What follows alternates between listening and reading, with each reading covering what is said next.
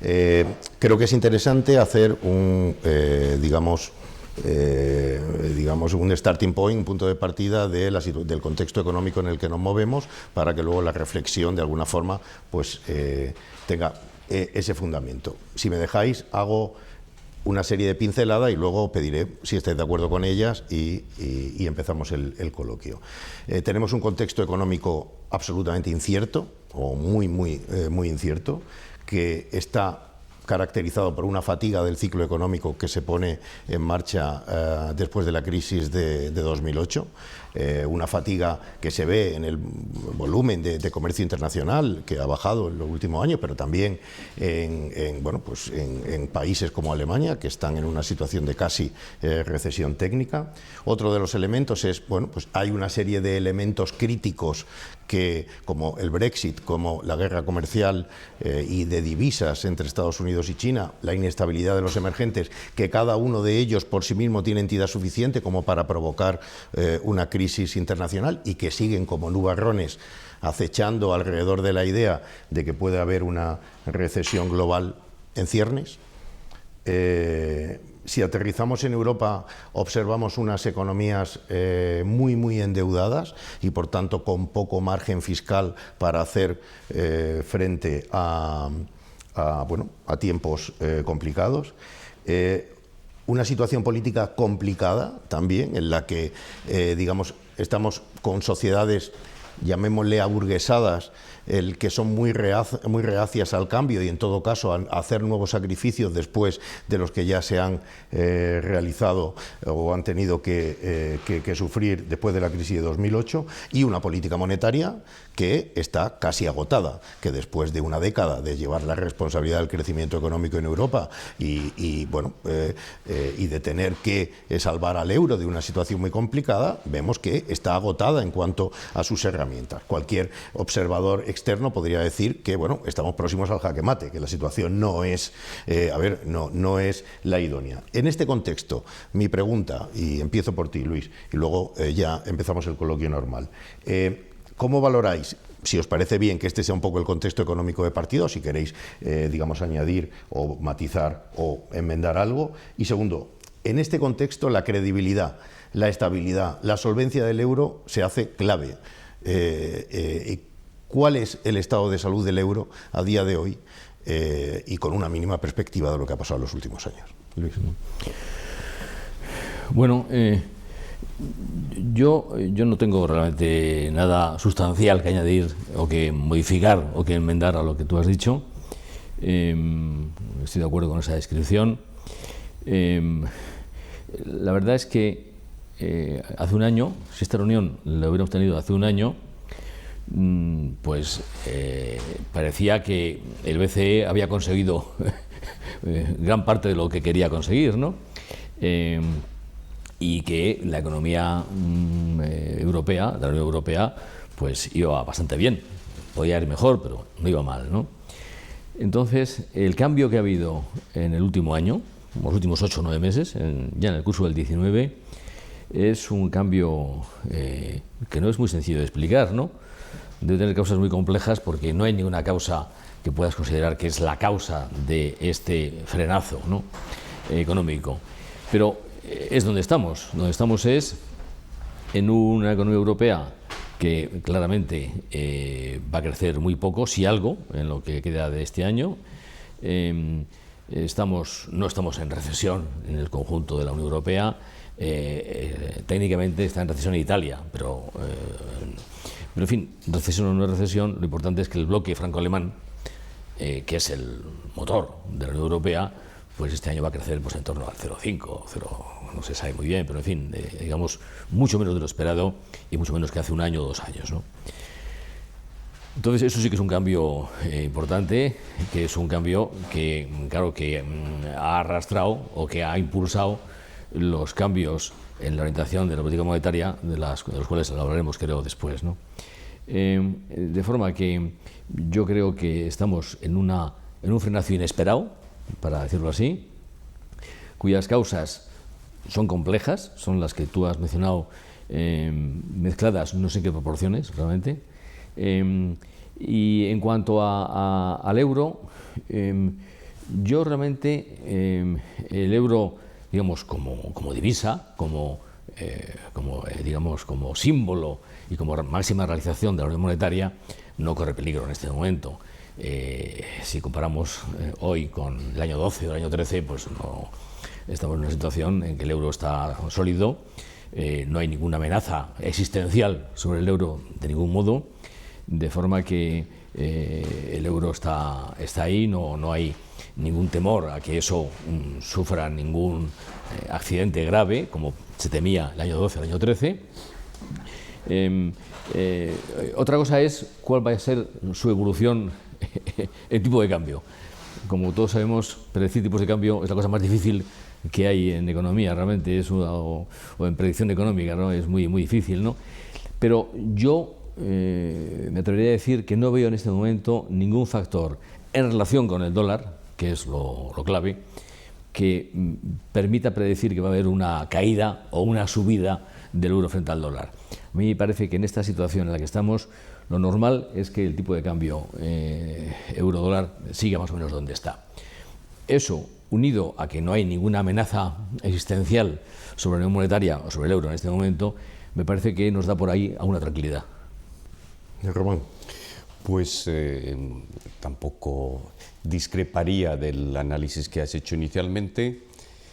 Si acaso distinguir, que me parece que sería interesante distinguir, yo creo que en la economía europea hay dos tendencias distintas. Una es una tendencia, llamémosle secular, que hace que la zona euro y la economía europea en general sea una zona de crecimiento bajo.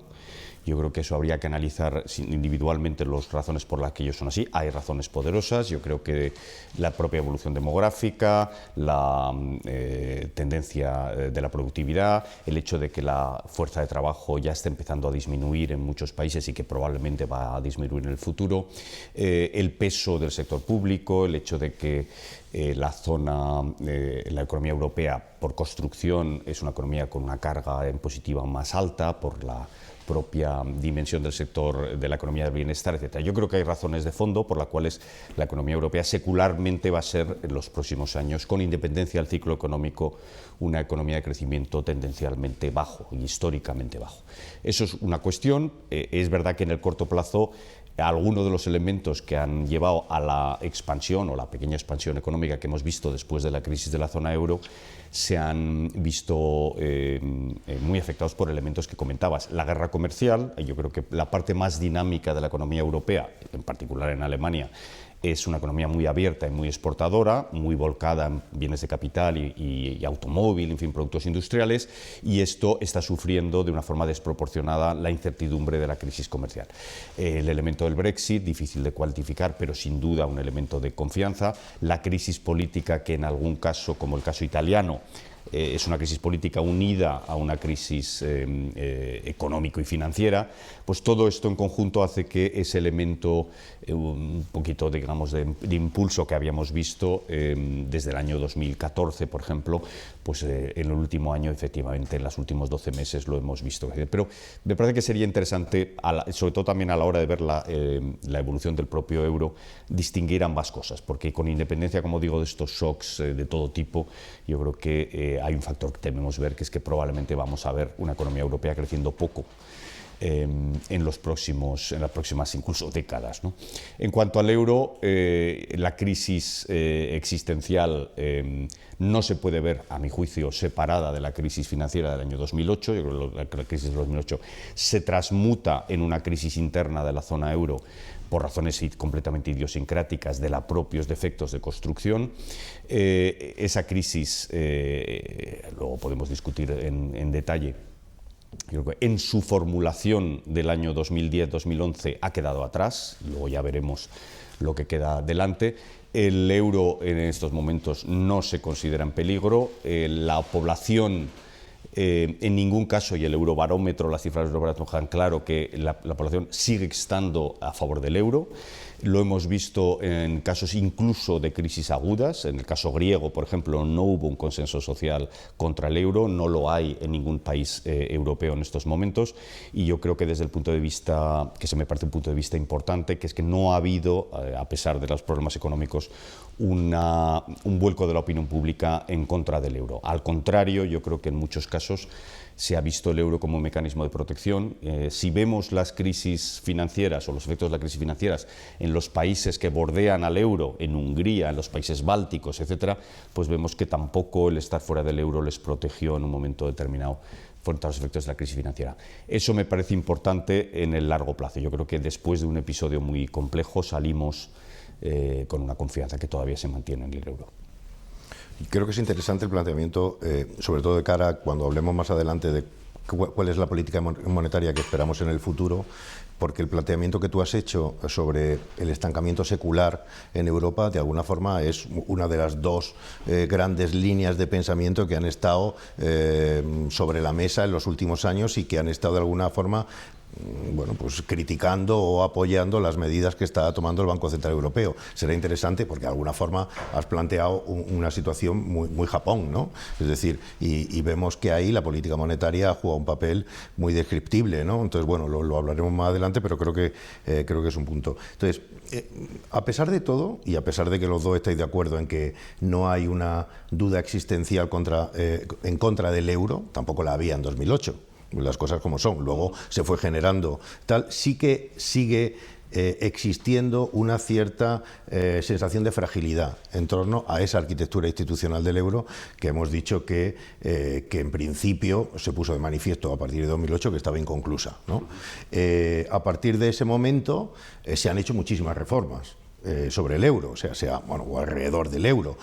Se han tocado reformas en el ámbito de la supervisión macroeconómica, en el ámbito de las cuentas públicas, se ha reforzado el control sobre las cuentas públicas, en el ámbito de la provisión de liquidez con el MEDE, se ha consolidado el papel del Banco Central Europeo como prestamista de última instancia, el whatever it takes famoso de Mario Draghi. Se han hecho muchas cosas alrededor del euro y en la unión bancaria, por supuesto, el mecanismo único de supervisión y el de regulación. Vale. ¿Estamos entonces, estas medidas que se han hecho, os parecen eficaces, os parecen suficientes? ¿Estamos mejor preparados para un sudden stop? Realmente, todos estos elementos críticos que hemos descrito antes son capaces de generar una crisis financiera global por sí mismos. ¿Estamos más preparados para eso? ¿Hemos eliminado definitivamente el riesgo de redenominación de la deuda? Empieza tú ahora, Ramón. Vamos a ver, a mí me gustaría no ser indebidamente pesimista en relación a lo que se ha hecho. Yo creo que si miramos lo que era la situación en el otoño del 2009, cuando empiezan los primeros problemas en Grecia, que son problemas que llevan a una especie de dominó que va cayendo durante las últimas semanas del 2009 y los primeros meses del 2010, yo creo que realmente tenemos que poner en valor lo que se ha hecho. En finales del año 2009 había problemas técnicos desde el punto de vista de la instrumentación de la política monetaria, por ejemplo, con los colaterales, ya estos son temas muy técnicos, pero los colaterales que eran aceptables para las operaciones de la política monetaria. Esto dio lugar, cuando hubo una caída tan fuerte del rating, a una suerte de huida de la deuda griega que casi no nos acordamos, pero que tuvo un efecto de estampida y de creación de todo lo que siguió después. Eso se resolvió, digamos, el Banco Central Europeo sin duda cambió y flexibilizó muy al principio de la respuesta, pero luego a partir del año, cuando viene la segunda crisis de la zona euro, ya un par de años después, yo creo que hemos visto cuestiones que ahora nos resultan, que parece que han estado ahí siempre, pero que realmente me parecen muy importantes. Si a nosotros nos dicen en el año 2009, 2010, que no hace tanto tiempo, que íbamos a tener un mecanismo único de supervisión, que íbamos a tener un sistema regulatorio para la resolución bancaria, que íbamos a tener un fondo único de resolución, etcétera. Todo esto no existía. De hecho, no existía ni siquiera a la altura del año 2012. No me parece que sea algo que debamos descartar fácilmente. Yo creo que la Unión Europea ha trabajado de una forma compleja, pero tenemos ahora los instrumentos fundamentales que desde luego no teníamos al principio de la zona euro. En alguna medida, tu pregunta es, ¿podemos volver a tener una crisis de la zona euro? Yo respondería que lo que no podemos tener ya es la crisis que tuvimos en el 2009. Es decir, si tuviéramos otra vez el mismo problema que tuvimos en el otoño del 2009, desde luego yo creo que ya seríamos capaces de tratarlo. Porque esa es como la anécdota que se cuenta siempre de las escuelas militares, ¿no?, que sirven para prevenir la guerra anterior, ¿no? Esa crisis en particular yo creo que sería imposible con el esquema institucional actual. Por lo tanto, ya se ha dado un paso bastante. A mí me gustaría pensar que en alguna medida el Rubicón básicamente ya lo hemos cruzado, que ya hemos cruzado los elementos fundamentales de estabilidad de la zona euro. La respuesta es elementos suficientes para, yo creo que evidentemente no. Tenemos algún elemento pendiente de gran importancia. En la propia formulación estricta de la unión bancaria queda todo el tercer pilar de la unión sistema de fondo de garantía único de depósitos. Existe un elemento que yo creo con el tiempo que es clave para eliminar definitivamente el bucle entre el riesgo soberano nacional y el riesgo bancario, y por lo tanto la fragmentación eventual de la crisis, como es el llamado activo único o activo seguro, como lo queramos llamar. Yo creo que ese tema es importante. Sigue habiendo una concentración en los balances bancarios nacionales en un home bias, un sesgo nacional, en las carteras de deuda. Todos esos elementos están todavía presentes. En los elementos institucionales que hemos creado comunes, por ejemplo, los mecanismos únicos de supervisión y de resolución, se han creado instrumentos híbridos con parte de lo nuevo y parte de lo viejo. La coexistencia entre lo nuevo y lo viejo solo se testa con el tiempo. Puede funcionar correctamente los equipos mixtos, que habrá que evolucionar hacia entidades más federalizantes en ese sentido, y uso la palabra a propósito. Yo creo que son cuestiones importantes. Termino simplemente con una cuestión general. Lo que ha demostrado la crisis de la zona euro y la respuesta a la zona euro es que la llamada gobernanza importa. Lo que ha salido bien, los instrumentos que en toda la historia yo creo que han dado un buen resultado, han sido los instrumentos más comunes. Lo que tiene que ver con lo intergubernamental, con digamos, los elementos, los legacies de las instituciones han funcionado mucho peor. Y yo creo que esa lección es importante. Me parece que para el siguiente paso, el gran triunfador, el gran responsable, digamos, de la lucha ha sido el Banco Central Europeo. Es la única institución realmente común que tenemos los europeos. El resto, los comités, de base intergubernamental, podamos ver, por ejemplo, incluso si queremos hablar de la evolución del MEDE, han funcionado de una forma quizá mucho menos eficaz.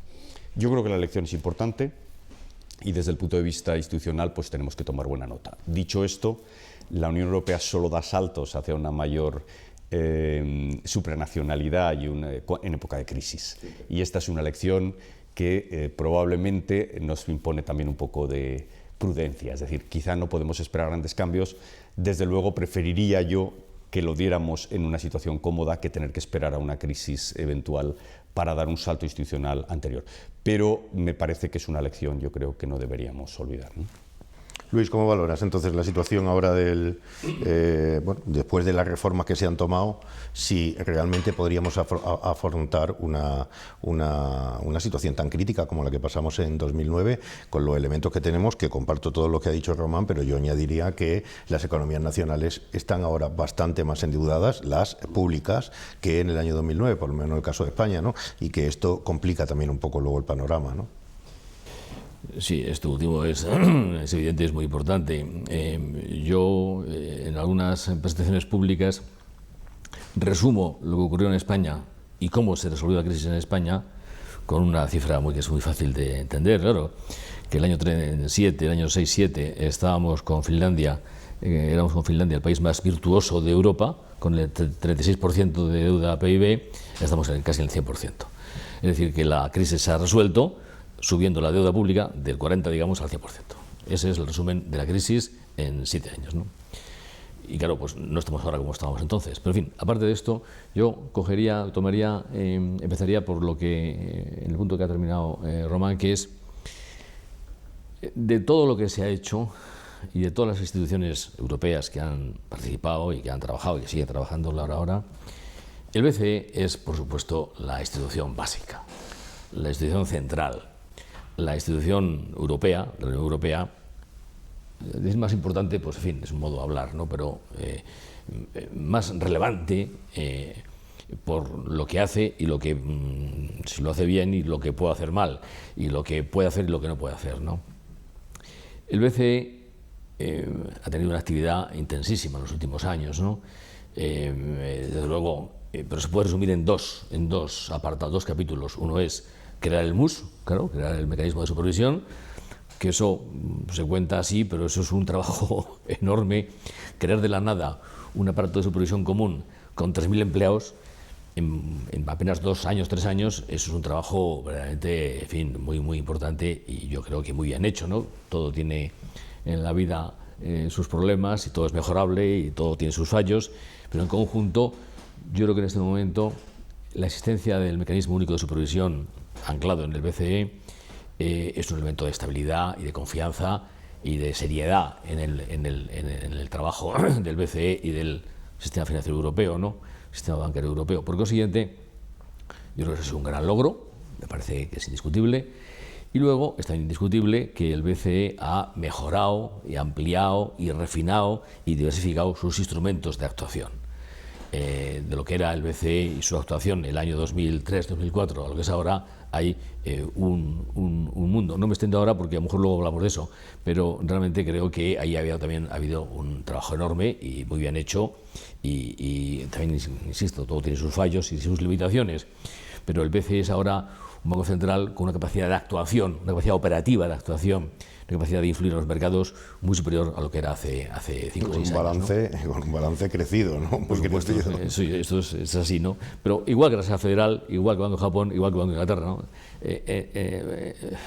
Igual en términos de crecimiento, no en términos absolutos, pero bueno.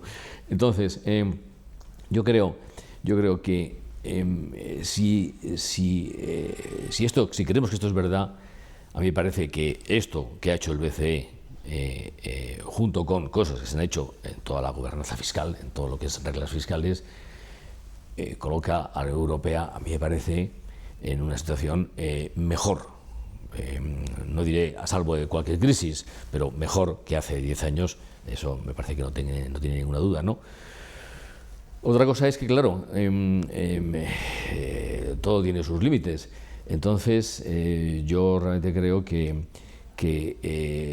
es imposible pensar en una unión monetaria ordenada y con capacidad de sobrevivir a los accidentes y a los problemas más graves si hay un desorden fiscal. Si algo nos indica la crisis que atravesamos y que se superó, es que la unión monetaria no puede, y la gestión de una moneda única no puede sobrevivir a un desorden fiscal y a una política desordenada de déficits crecientes, ¿no? Y yo creo que aunque yo creo que es verdad que ahí se ha avanzado mucho, pero quizá aún no lo suficiente. Es decir, ahora estamos más protegidos de riesgos fiscales que hace 10 años. Pero quizá no todo lo que necesitaríamos. No todo lo que necesitaríamos. No, yo simplemente añadiría por este punto, yo creo que es importante cuando hacemos este balance no caer solo en la visión de lo que falta por hacer, sino también, yo creo, poner en valor lo mucho que se ha hecho. Yo también creo que estamos ahora más protegidos. En el último episodio que hemos tenido en los últimos meses, en el caso italiano, por ejemplo, yo creo que sí que se ha visto que el mercado ha sido capaz de distinguir entre la evolución del riesgo italiano, por ejemplo, y el de España y Portugal. Yo creo que ahí hemos visto que ha habido una diferenciación mayor, si recordamos la facilidad con la cual se extendió el contagio, en el caso griego, a la llamada entonces periferia Yo creo que algo ha cambiado, ¿no? En ese sentido, que tenemos un sistema más robusto, que en este momento tiene más capacidad de evitar este contagio inmediato, y me parece una cuestión importante. Yo creo que en ese sentido es verdad que hemos hecho unos avances importantes. Otra cosa, si quieres, ahora podemos... Y además, estructuralmente, no sé si eso cambiará luego, pero sí que se viene observando últimamente una mayor tolerancia de los mercados a los desequilibrios fiscales. No sé si, entonces de alguna forma te da también un cierto margen, ¿no? Más que antes, no sé, pues yo tampoco tengo una trayectoria muy amplia, pero esa es la sensación que me da. Vamos. A mí me parece que realmente, ¿dónde estuvo el punto álgido, el punto crítico de la crisis pasada? Estuvo en el momento en que 3 países, que fueron Grecia, Irlanda y Portugal, amenazaban con hacer default, una palabra. Eso es lo que obliga a la Comisión Europea a intervenir, claro. La intervención no es más que la decisión de la autoridad europea, de decir, antes que usted haga default, yo intervengo, evito el default, pero claro, yo controlo su economía. En definitiva, eso es la intervención, simplemente, ¿no? Entonces, yo realmente creo que en este momento eso está un poco fuera del espectro de riesgos, ¿no? Eso ahora con las nuevas reglas de gobernanza fiscal es muy difícil, ¿no? No digo que no pueda ocurrir, porque todo puede ocurrir, pero es muy difícil. De forma que en ese sentido yo creo que también podemos estar más tranquilos, ¿no? Porque el elemento que fue el gatillo que disparó las balas de la intervención, que fue lo que puso en riesgo la supervivencia del euro tal como se conocía y la posibilidad de que países saliesen del euro, el llamado riesgo de redenominación, ¿no? Eso ahora no parece que esté en la mesa. En este sentido, yo creo que no recordamos que cuando se produce el contagio del que hablábamos, no existía el MEDE. Es decir, que cuando existen los primeros conatos pensemos por ejemplo en Irlanda y en Portugal, hay que montar el Fondo de Estabilidad, el FSF, haciendo un tratado que hay que negociar en tiempo real, en el cual se decide por unanimidad. Y recordemos que hay en la negociación algún caso como Finlandia, que se niega, por ejemplo, a participar si no hay un colateral. Es decir, que no existía ni siquiera el mecanismo de respuesta. Hay que crearlo sobre la marcha. Se crea sobre la marcha en un parto, llamémoslo así, complicado, porque políticamente no era sencillo, con el enfermo, por decirlo de alguna forma, en la sala, abierto, con el corazón abierto, y teniendo que negociar en la sala paralela en unas condiciones que no son necesariamente las mejores, ¿no?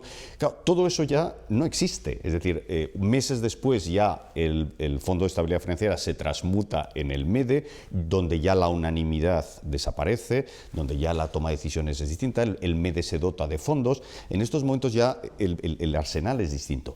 Eso hace que el siguiente caso que pudiera existir, claro, ya no tenemos la misma situación. Tenemos la banca, o la percepción del mercado sobre los bancos nacionales distinta en la medida que tenemos el MUS.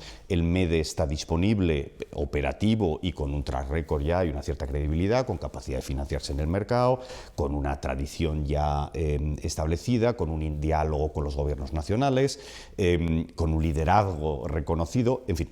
El Banco Central Europeo tiene, desde el punto de vista técnico, un arsenal que tampoco lo recordamos, pero que es que no existía cuando se produce el contagio. No existían las operaciones no convencionales, no existían las LTROs. Todo eso son cosas que vienen sucediendo. Por eso, quizá, a riesgo de ser... sentencia favorable de los tribunales alemanes y de Luxemburgo, diciendo que esto se puede hacer en Europa, que claro, antes de que esto pasara, pues claro, no sabías, ¿no? Un tema que tampoco yo creo que tenemos que olvidar, que es el tema de la OMT.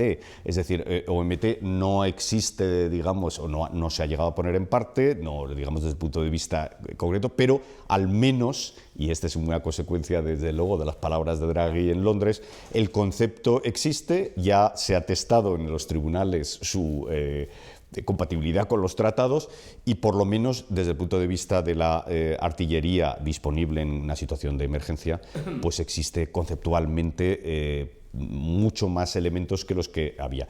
Yo creo que realmente por el paso del tiempo no nos acordamos de lo que era la Unión Monetaria en el verano de 2010 y lo mucho que se ha hecho desde entonces. Insisto, yo creo que eso no nos debería llevar a un estado de placidez autocomplacencia, o a la ¿no? autocomplacencia, porque yo creo que sería equivocado y tenemos suficiente número de retos, pero desde luego yo creo que me da la sensación de que encontramos una situación incomparablemente mejor que la que estábamos entonces. Yo creo que por lo que habéis dicho y porque también desde el punto de vista de la Fundación ha sido una línea editorial suya desde hace muchísimos años, el siguiente paso natural sería culminar la unión bancaria con el tercer pilar y con el Fondo de Garantía de Depósitos Europeo. Y es cierto que este debate, bueno, es un debate que lleva ya de largo en las instituciones europeas y que encuentra las mismas resistencias, es decir, poco nos hemos movido en las posiciones, digamos, de los países del norte y de los países del sur al respecto. La duda que me surge es, uno, ¿sería suficiente? Porque realmente están siendo eficaces, y vosotros lo habéis dicho en las medidas que se han tomado. ¿Sería suficiente ese fondo de garantía de depósitos que actuaría como cuasi fiscalmente para, digamos, culminar, por lo menos durante un tiempo razonable, esa arquitectura institucional del euro, o necesariamente tenemos que ir hacia mecanismos de unión fiscal? Teniendo en cuenta que, y también ha sido línea editorial de FAES, la unión fiscal plena, entendida como un tesoro común, financiado con ingresos tributarios comunes, con capacidad de emisión de deuda con garantía solidaria plena, incluso pues, gestionado por una autoridad política, no política o independiente, incluso con armonización de prestaciones sociales del bienestar, eso particularmente aquí en esta casa se ve como inviable. Entonces, mantener determinadas aspiraciones en Europa pueden estar haciendo que se demoren medidas tan necesarias como el Fondo de Garantía de Depósitos y demás. No sé cómo lo ves, Luis. Bueno, efectivamente es una discusión que se arrastra desde hace ya 7 años o muchos años, ¿no? Como no es ningún secreto que Alemania siempre ha tenido una posición, digamos, de reluctancia a aceptar esa vía, porque ha entendido que en realidad eso equivale a la unión fiscal, ¿no? Que una aceptación de un mecanismo común, un fondo común de garantía de depósitos común, que fuese efectivo y fuese, digamos, funcionase, pues eso equivale a asumir un riesgo fiscal muy grande que de momento Alemania pues no ha querido aceptar, ¿no? De forma que yo estoy de acuerdo en que es muy difícil, ¿no? Entonces, si hay una vía de avance, yo realmente no sé muy bien cuál puede ser, ni estoy al tanto de los últimos desarrollos de los últimos meses, no lo sé realmente, pero quizá la vía es efectivamente buscar un mecanismo que limite esos riesgos fiscales y que esa limitación sea creíble para Alemania, que es naturalmente el país que tiene que decir que sí. Si Alemania sigue en la actual posición, pues no es posible, ¿no? De forma que si se encontrase una vía de dar un paso hacia un fondo común de garantía de depósitos, digamos, que fuese creíble, aunque fuese no muy ambicioso, pero en fin, que empezase por algo, pues esa sería quizá la forma de dar un paso hacia ahí, hacia ese final. Pero yo la verdad es que si me preguntas, ¿y cuál sería ese paso más moderado? ¿Cuál sería esa versión más limitada? Pues no te las explico. Bueno, sigue estando viva la propuesta de llegar a 2.000, no sé qué año era, a 55.000 millones. Es decir, que de alguna forma el embrión está. El problema es que creo que es demasiado poco ambicioso, al menos esa es mi visión. Incluso no sé yo si Alemania esté de acuerdo en avanzar rápidamente por esa vía, no lo sé realmente, no lo sé. Bueno, este es uno de los aspectos centrales del debate que tenemos ahora. En alguna ocasión, creo que he comentado que en el fondo yo creo que esto se arrastra desde los primeros días, literalmente de los primeros días de formulación de la Unión Monetaria, ya en Maastricht, en la propia... En determinados ámbitos, desde luego en Alemania, en otros países cercanos a Alemania, yo creo que desde el primer momento se concibió la Unión Monetaria no tanto como una verdadera unión monetaria, sino como una zona de tipos de cambio fijos. Y yo creo que ese error, digamos, conceptual, o esa confusión conceptual, se arrastra hasta hoy. Yo creo que en determinados ámbitos se ha visto la Unión Monetaria como una zona de tipo de una evolución natural de lo que era el sistema monetario europeo, por el cual la Unión Monetaria se debía restringir a un círculo, a un núcleo, y los demás países, que eran los que quizá en su día tenían la banda ancha, deberían estar fluctuando en torno a esa Unión Monetaria. Porque ellos piensan que de otra forma el incorporar a esa periferia supondría un mecanismo de transferencia permanente de recursos que ellos no estaban dispuestos a asumir. Eso se rompe cuando el euro se pone en marcha en el año 98, porque no se parte de ese núcleo común, sino una zona mucho más amplia que incluía, desde luego, a España, Portugal e Italia, ¿no? Y entonces ha sido muy difícil convencer, creo, a la opinión política alemana, a la opinión pública en Alemania y en otros países, que desde el momento que la unión monetaria es irreversible, y lo hemos visto, su irreversibilidad en el caso griego, el sistema actual fragmentario, y digamos que donde no los elementos, es el actual sistema el que te lleva a la necesidad potencial de rescates permanentes, mientras que el sistema, por ejemplo, pleno de una unión monetaria, una unión bancaria plena con un sistema de garantía de depósitos, sería mucho más estable y daría lugar a mucha menos necesidad de programas, a la menos necesidad de rescates, a menos efectos, y además sería... Porque actuaría disuasoriamente también. Disuasoriamente. Claro. Esto yo creo que, por ejemplo, Klaus Regling lo ha dejado claro muchas veces en público, además de una forma me parece muy convincente, e incluso, y esto también el Banco Central Europeo lo ha estudiado, no se sabe necesariamente en qué sentido iría,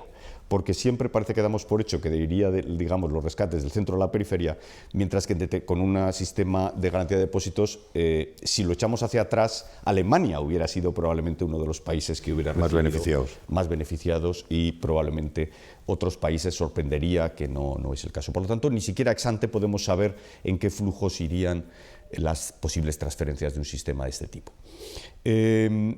La unión monetaria... O sea, la unión bancaria, me preguntabas también si el EDIS, ¿no?, el sistema de garantía de depósitos, sería suficiente. En cualquier caso, para mí me parece imprescindible. No sé si suficiente. Yo creo que ya he comentado, yo creo que hay tres elementos que me parece importante. EDIS es absolutamente imprescindible. Yo creo que una posible línea de acuerdo es llegar, esto se hizo ya en Maastricht, llegar a un compromiso político irrevocable y solemne sobre la creación de EDIS, aunque no sea muy cercano en el tiempo.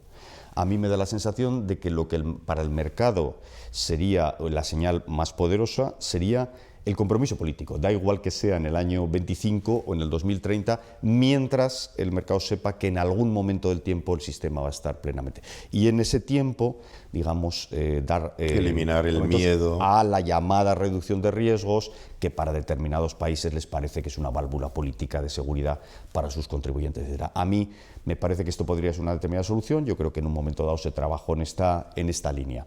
EDIS me parece imprescindible, llamémosle EDIS. También el tema cada vez tengo la impresión de que el activo común en algún momento tiene que existir con la forma que se quiera, y técnicamente ya se han hecho algunas propuestas para romper de una forma ya absolutamente históricamente definitiva el vínculo entre bancos nacionales y soberano nacional, y crear un mecanismo. Esto, por ejemplo, en la banca de Puerto Rico puede tener todos los problemas que se quiera, pero no hay, porque la banca de Puerto Rico está llena de activos federales norteamericanos. Esto yo creo que tenemos que ir por esa línea, y yo creo que también tenemos un trabajo pendiente en el tema de resolución.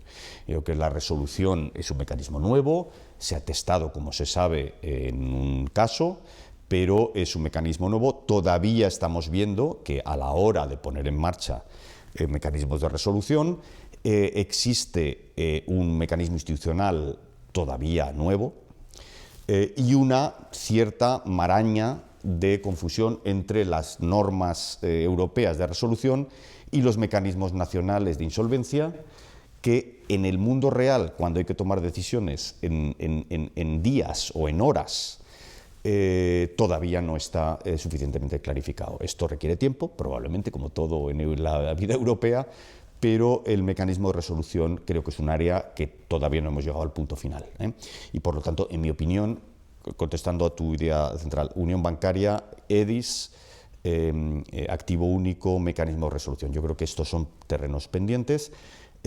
A mi juicio, y yendo también al tema general que comentabas, la unión bancaria es el reto fundamental en este momento. Yo creo que la Unión Europea no soportaría una nueva crisis bancaria, una nueva crisis como la hemos vivido. No lo soportaría desde el punto de vista político, es decir, la cohesión, la coherencia interna se resentirían mucho de una nueva crisis como la que tuvimos.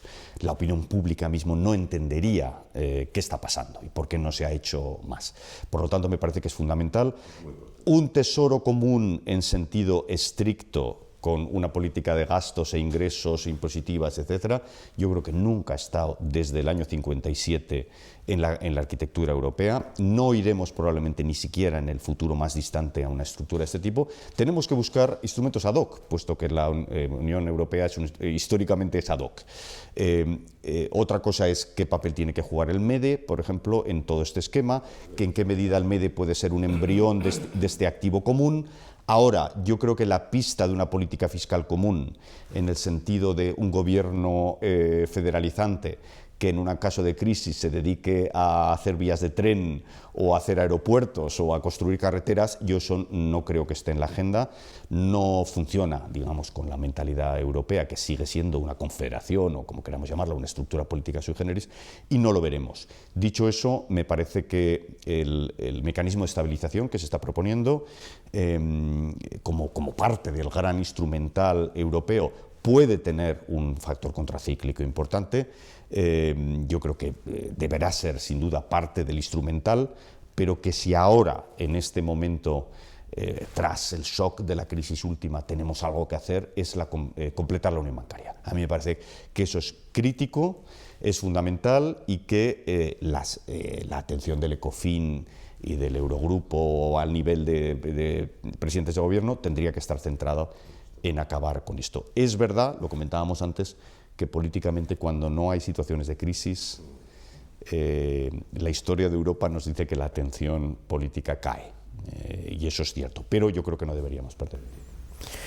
Solo quizá añadir lo que ha dicho Román, con lo que estoy totalmente de acuerdo, en que en materia de resolución, que efectivamente eso está sin completar, hay un capítulo, hay un elemento que es el elemento clave para cerrar esa construcción, que es el tema de la liquidez. Eso está sin resolver, como prueba alguna experiencia nuestra bastante reciente, y no es fácil, pero eso hay que resolverlo. Quizá es la cosa más urgente para cerrar esa construcción de la resolución, que es cómo se enfrenta el tema de la liquidez. Bueno, pues vamos a aterrizar un poco ya en el último bloque, en el bloque más actual, y aquí os pediría una valoración de las medidas que ha adoptado o que ha propuesto el Consejo de Gobierno, que ha adoptado el Consejo de Gobierno, aprobado, del Banco Central Europeo, en un contexto en el que han sido las últimas medidas que va a tomar Draghi después de un mandato que no ha sido poco intenso, y a las puertas de abrirse un nuevo mandato de las manos de Christine Lagarde. Y todo esto en un contexto mucho más amplio, que es en el que antes hablábamos de una toma de conciencia cada vez más clara de que estamos en una situación de estancamiento secular. No sé si es el crecimiento estacionario de los clásicos, si es Japón, no sé lo que es, pero realmente esto es así y parece que va a seguir siendo así. ¿Qué papel juega la política monetaria en todo esto? ¿Qué papel va a jugar la política monetaria en los próximos años, sabiendo de dónde estamos? Estamos en tipos de interés negativos, más negativos hoy que hace un tiempo.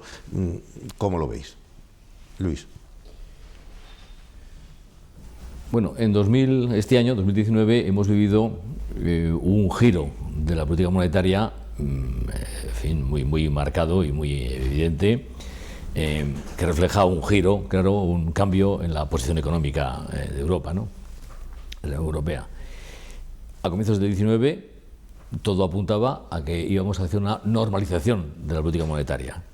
Íbamos a terminar con las compras de activos, íbamos a empezar la subida de tipos, se iban a ir revisando las diversas ventanillas de liquidez con el que suministra liquidez a la banca, a medio y largo plazo.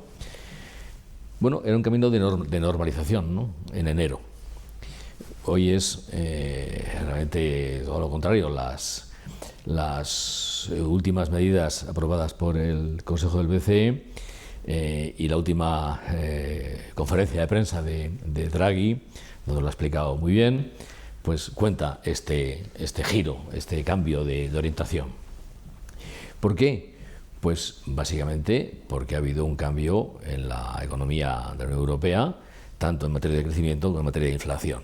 A comienzos del año se pensaba que el BCE se acercaba a su objetivo de inflación, el famoso cerca pero por debajo del 2% a medio plazo del índice de precios, y se pensaba que la economía europea y dentro de la Unión Europea el bloque franco-alemán, que es pues, el motor central, ¿no? Pues iba bien, digamos, estaba creciendo, pero eso cambia por completo en los primeros 5 o 6 meses de este año y obliga claramente a repensar esa orientación. Repensarlo aquí es corregirla, corregir el tiro, es decir, se disparaba hacia allí, pues ahora hay que dispararse en otro sentido, ¿no? Porque el ataque viene de otro lado. Entonces, las medidas adoptadas por el BCE recientemente, tocan todos los palos básicos de la política monetaria.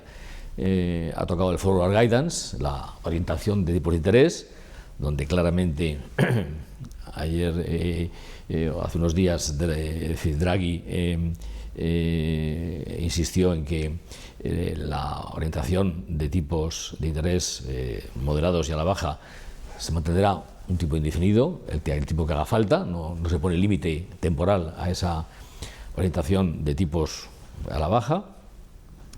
Se reanuda el programa de compras de activos que ya estaba meramente en la reinversión de los vencimientos. Entonces ahora se pasa ya a comprar en sentido neto. La compra es de 30.000 millones por mes al tiempo que haga falta, ¿no? No pone límite, es lo que se llama el open-ended, o sea, es un programa sin fin, sin término temporal fijado, lo cual es muy importante, indica la potencia del instrumento otra vez, claro. Se rebajan básicamente se rebajan, se hace una rebaja adicional al tipo negativo, que estaba en el menos 0,4, ahora va al menos 0,5 de la facilidad de depósito, es decir, lo que deben pagar los bancos por situar en el BCE sus excedentes de liquidez, no lo que les pagan, sino lo que ellos deben pagar al BCE por esos excedentes, pasa a 0,5. Se mantienen los otros tipos de interés, de momento no se toca, de forma que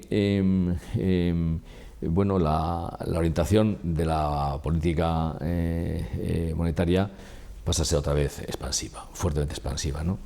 Y es importante eso que no hay límites ni a esa orientación de tipo de interés, ni al tiempo en que se mantendrá ese menos 0,5, que no se cierra la posibilidad de que pueda aún rebajarse más, en su caso, y tampoco se pone un fin a la política de compra de activos, ¿no? Bueno, entonces, eso efectivamente plantea la pregunta de si esto es eficaz, si se está alcanzando lo que se llama en la jerga del oficio el reversal rate, el tipo de interés que ya no solo no estimula la actividad, sino que la contrae, la impide, la frena, ¿no? Bueno, esto es, hay diversos informes sobre esto, y el propio BCE ha hecho algún informe en el que no se manifiesta en apoyo de esa tesis, considera que aún no estamos ahí, ¿no? De esto hay diversas opiniones. Según algunos estamos muy cerca, según otros estamos aún lejos.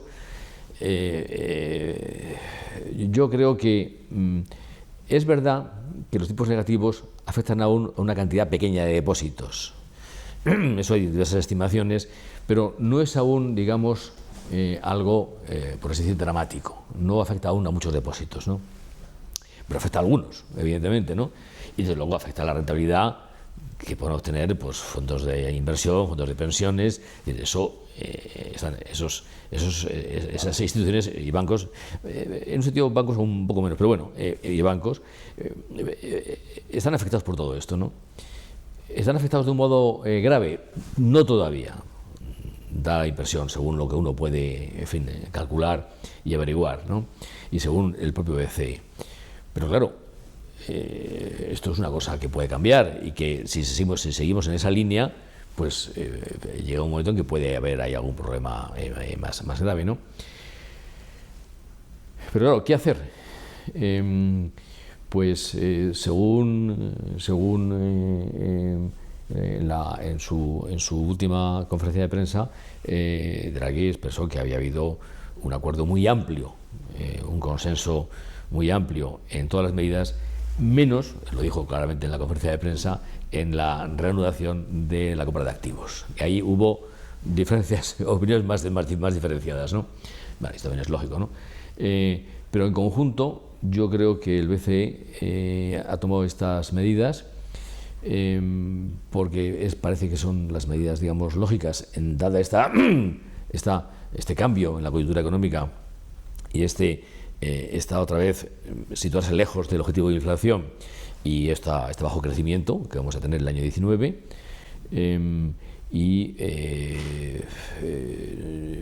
no parece que sea un riesgo muy grande. Parece que todo tiene riesgo en esta materia. Como se dice, son aguas no sondeadas antes, no se sabe, por ahí nunca se ha navegado, ¿no? Y esto nomás nos lleva al famoso asunto del tamaño de los balances de los bancos centrales. Si te recuerdo bien la cifra, el año 8, el balance del BCE equivalía, que era algo así como el 12% o 10% del PIB del área euro. Ahora estamos en el 40%. No digo nada de Japón. Japón está ahora está en el 110% del PIB, el balance del Banco de Japón, ¿no? Y bueno, en términos proporcionales, la Reserva Federal también está pues, un tema muy alto y también el Banco de Inglaterra, ¿no? De forma que tenemos ahora unos bancos centrales, y el BCE es uno de ellos, que está en una posición de balance inédita, nueva por completo. Nunca habíamos estado así en la historia de los bancos centrales, ¿no? Y claro, es algo que es impensable pensar que se puede corregir rápidamente. Eso es incorregible. Eso es corregible, pero no rápidamente en ningún caso. Eso es imposible de corregir rápidamente, ¿no? De forma que los bancos centrales, y el BCE, el primero de ellos, tendrá que empezar a acostumbrarse a hacer una gestión de política monetaria con un balance enorme, ¿no? Y eso es algo nuevo, es algo lo cual no hay mucha experiencia. Ahí se va a aprender learning by doing, ¿no? O sea, se va a aprender actuando, porque no se sabe, no hay, ni siquiera hay mucha literatura académica sobre esto, porque nunca se ha hecho, nunca se ha estado en esa situación, ¿no? De forma que yo creo que el BCE ha tomado las medidas que parecían lógicas, dada su experiencia y dada su actuación en los últimos tiempos, dada la nueva coyuntura económica de crecimiento y de inflación. Eso tiene riesgos, efectivamente. No parece que estemos en una posición, estemos cerca de esos riesgos, aún hay cierto margen. Y bueno, yo creo que esas medidas se han tomado en la esperanza de que ese margen se usará para otra vez reanudar, llegar a una posición de más crecimiento y de más inflación, ¿no? Es lo que sería mi comentario. Román. En cierta medida me gustaría comparar el contexto en el que estamos en la toma de decisiones recientes del Banco Central Europeo con una analogía de la teoría de juegos, ¿no? Entre la política fiscal y la política monetaria. En la medida en que el Banco Central Europeo, yo creo que piensa que no tiene visibilidad, quizá por razones de fondo, sobre cuál va a ser la política fiscal y no tiene confianza en que el relevo de la política fiscal se produzca de la forma adecuada, existe la percepción de que una normalización o un endurecimiento repentino de la política monetaria en ese contexto de falta de visibilidad podría llevar a la situación europea a una solución de esquina en la cual al final tuviéramos lo peor de ambas combinaciones, ¿no? Y en ese sentido me parece que el recuerdo de la subida de tipos en el año 2010 sigue presionando. A toro pasado todos tenemos la impresión de que hubo de forma prematura una subida de tipos que agravó la crisis posterior y fue en alguna medida corresponsable de los problemas de la zona euro que hubo posteriormente. Ese recuerdo me da la impresión de que está todavía presente, y ante la falta de visibilidad de lo que pueda hacer la política, insisto, la política fiscal por otro lado, pues la reacción es, oye, por mi parte que no quede, yo me mantengo en una política de tono ampliamente expansionista, y en cualquier caso espero que la política fiscal vaya tomando el relevo. En ese sentido se entiende, digamos, la composición del lugar del Banco Central Europeo, pero no deja de plantearnos un problema que me parece de fondo. Es decir, ¿es una situación sostenible? ¿Esta combinación nos lleva a los resultados adecuados? ¿O la experiencia pasada nos ha demostrado que claramente pues, no podemos sobrecargar de forma ilimitada y de forma sin límite en el tiempo lo que podemos esperar de la política monetaria? Dicho esto, lo que el Banco Central Europeo ha comunicado recientemente, a mí personalmente lo que más me ha llamado la atención no es tanto la reducción de la facilidad de depósito o la reanudación de las compras más o menos amplias de activos, que de alguna manera yo creo que se podían esperar, sino la llamada forward guidance. Yo creo que si se lee, hemos querido entender lo que ha dicho Draghi, realmente ha sido un mensaje muy potente en cuanto al forward guidance, porque no solo no ha puesto punto fijo en el tiempo, sino que ha vinculado la continuidad de las compras de activos a que la inflación subyacente se encuentre permanentemente o robustamente cerca del objetivo del 2%. Claro, si uno ve cuál es la evolución reciente de la evolución subyacente en Europa, la falta de tracción de la inflación subyacente en relación a los instrumentos monetarios, y uno lo prolonga en el tiempo, lo que estamos quizá viendo es que lo que se nos está diciendo es que se va a mantener este tono de política durante un periodo realmente muy amplio en el tiempo.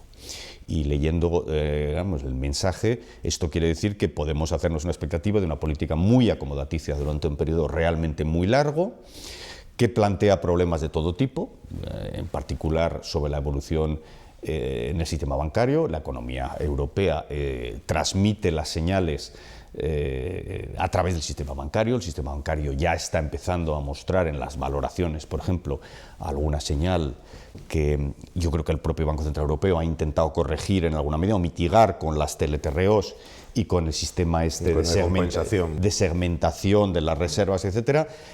Si es o no suficiente lo iremos comprobando en el tiempo, pero en cualquier caso me parece que el elemento que a mí me ha llamado la atención es lo amplio y lo largo y dilatado en el tiempo que nos demuestra.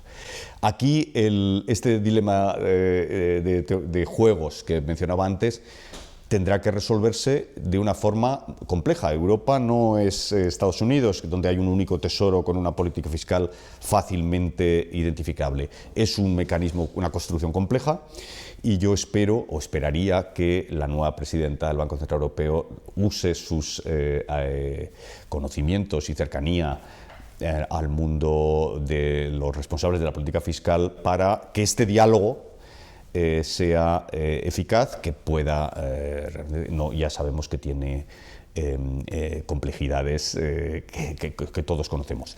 En cualquier caso, yo creo que existe en la opinión, en la literatura, en los analistas, un consenso importante sobre la necesidad de que de alguna forma las políticas estructurales o las reformas estructurales y la política fiscal tome el relevo de la presión a la que desde 2011 está sometida la política monetaria, 2012. Yo creo que es un tema unánime, pero políticamente... No todos los países tienen margen fiscal. O sea, no todos los países, y estamos en uno que después de 10 años de crecimiento, no, 10 no, pero sí, de 6 o 7 años de crecimiento ininterrumpido, no ha logrado bajar el déficit público por debajo del 2,5% aproximadamente, que tenemos un 100% de deuda. Bueno, pues yo creo que en salir eso... a pedir dinero con estos... En eso Draghi yo creo que fue ayer muy explícito. Dijo que él centraba su mensaje en aquellos países, que tengan con margen fiscal, que ya sabemos a cuáles se Sí, porque refieren, no son tantos. Las reformas han desaparecido del discurso. Y sobre todo es uno, y desde el punto y en el resto dijo aquellos países que no tengan margen fiscal que en todo caso dejen funcionar los estabilizadores automáticos, pero yo creo que el mensaje estaba muy centrado y yo creo que todos lo entendimos en qué iba centrado. En cuanto a las reformas estructurales, han desaparecido ahora. ¿Quién puede estar de acuerdo? Es verdad, tenemos una nueva Comisión Europea, la nueva Comisión Europea puede o puede no tener las reformas estructurales tal como las entendemos como prioridad, esperemos que sí, pero la propia unión bancaria, que antes hablábamos, y el cierre estructural del sistema de la arquitectura de la eurozona, me parece que es una reforma estructural también en sí misma, y que antes hablábamos de que para mí es una prioridad. Yo creo que si algo tendríamos que hacer para compensar por el otro lado el acompañamiento de este sesgo tan amplio de la política monetaria es precisamente cerrar la unión bancaria. Aquí me parece que es muy importante el rol de la Comisión. Yo creo que una de las...